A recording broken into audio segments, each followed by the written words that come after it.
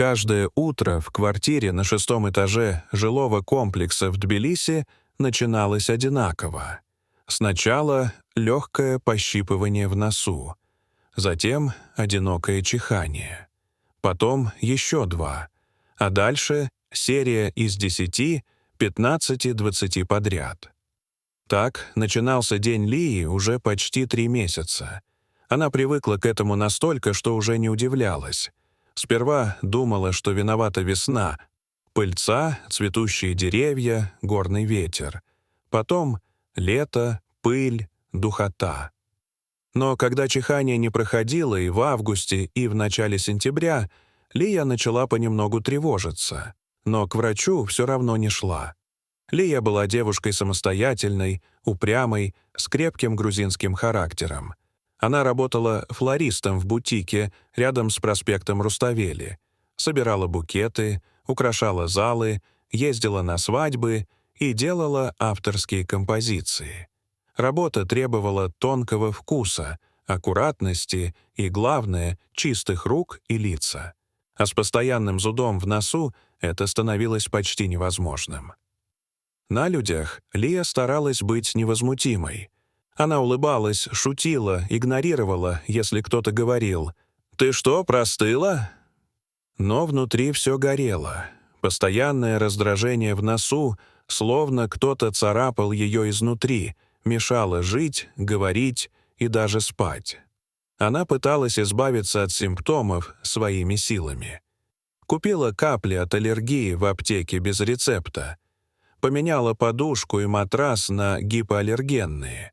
Каждый вечер проветривала квартиру, купила увлажнитель воздуха.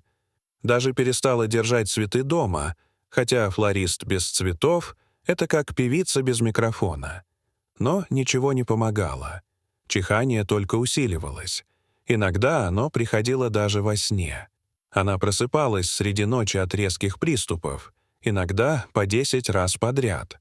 После каждого такого пробуждения сердце колотилось, а голова гудела. «Это просто стресс», — говорила себе Лия. «Просто я устала. Просто мне нужно отдохнуть». Но как отдохнуть, если ты постоянно чихаешь? Если люди сторонятся тебя в метро, если ты не можешь провести утренний мастер-класс по флористике, потому что из носа течет, а глаза слезятся? В какой-то момент проблема начала затрагивать ее репутацию. Один из постоянных клиентов, хозяин элитного отеля, прямо сказал: «Лия, ты чудо. Твои букеты вдохновляют. Но ты не можешь так работать. Мы не можем рисковать здоровьем гостей. Пожалуйста, займись собой. Мы подождем». Это был удар. Лия ехала домой, сжимая руль машины до боли в пальцах. Стыд, злость, отчаяние — все смешалось. В ту ночь она не сомкнула глаз. Утром она все же решилась. Нашла клинику, записалась и на следующий день пошла к отоларингологу. Клиника находилась в старом здании рядом с ботаническим садом.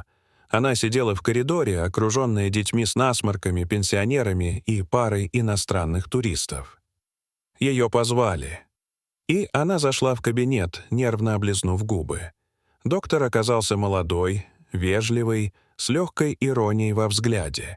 Он выслушал ее рассказ, покивал, осмотрел нос и сказал: «У вас слегка раздражена слизистая, но ничего явного не видно. Похоже на аллергию. Пропишу вам сильные антигистамины и промывание. Приходите через неделю». Лия ушла с легкой надеждой. Но, как это часто бывает, надежда оказалась ложной. Препараты не помогли. Более того, стало хуже. Теперь зуд появлялся внезапно, прямо посреди дня, как будто что-то резко шевелилось в носу. Это было не похоже на аллергию, это было странно. Через неделю она вернулась. Врач снова посмотрел, развел руками. Позвал коллегу. Тот посмотрел, та же история. Тогда один из них предложил: «Мы направим вас на компьютерную томографию. Это единственный способ заглянуть глубже». Лия кивнула. Сканирование назначили на утро следующего дня. Томография прошла быстро. Лия лежала внутри громоздкой машины, стараясь не дышать слишком сильно, не двигаться. Аппарат гудел, мигал, пищал. Все это время она представляла худшее — опухоль, киста, насекомое. Когда снимки начали отображаться на экране, врач, сидевший у компьютера, вдруг застыл. Лицо его изменилось. Он нахмурился, прищурился, потом резко приблизился к монитору, что-то прошептал медсестре. Затем, не говоря ни слова, вышел из кабинета. «Мы свяжемся с вами завтра. Результаты будут готовы». На следующее утро ей позвонили. Голос был сдержанным. «Лия, пожалуйста, приходите сегодня. Лучше очно». Она пришла. Села напротив врача и услышала то, что навсегда останется в ее памяти. «У вас в носовом проходе растет зуб». Молчание. «Простите?» — переспросила она. «Да, зуб. Самый настоящий. Он развился внутри, между носовой полостью и ротовой, ретинированный, то есть задержавшийся в росте и не прорезавшийся наружу. И теперь он растет вверх, внутрь носа».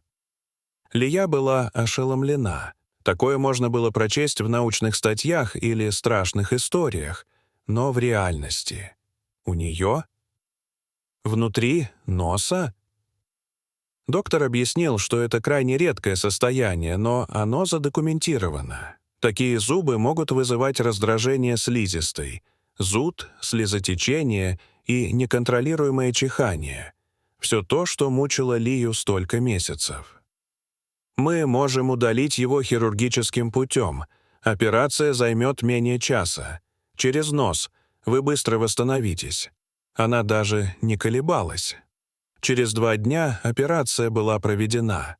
Анестезия, работа под микроскопом, аккуратное извлечение. Зуб, по словам врача, был длиной 13 мм. Он выглядел как крошечный вампирский клык. Через 2 дня после операции Лия впервые проснулась без чихания, без зуда, без насморка. Мир вокруг будто стал тише, чище, яснее. Спустя неделю она вернулась к работе. Первый букет, собранный после выздоровления, был нежно-белым — розы, фрезии, лилии. Символ очищения. Когда позже она рассказывала подруге, та рассмеялась. «Ты шутишь? У тебя был зуб? В носу? Это сюжет для сериала». «Да», — улыбалась Лия. «Но это не сериал. Это была моя жизнь». И, пожалуй, самое ценное, что она вынесла из этой истории — не просто здоровье, а понимание. Нельзя терпеть, когда тело кричит о помощи, даже если кажется, что это просто пыль. Дорогие зрители, а вы когда-нибудь слышали о таких ситуациях? Расскажите, пожалуйста, в комментариях. А если вам понравилось это видео, то ставьте лайк и подписывайтесь на наш канал. До свидания.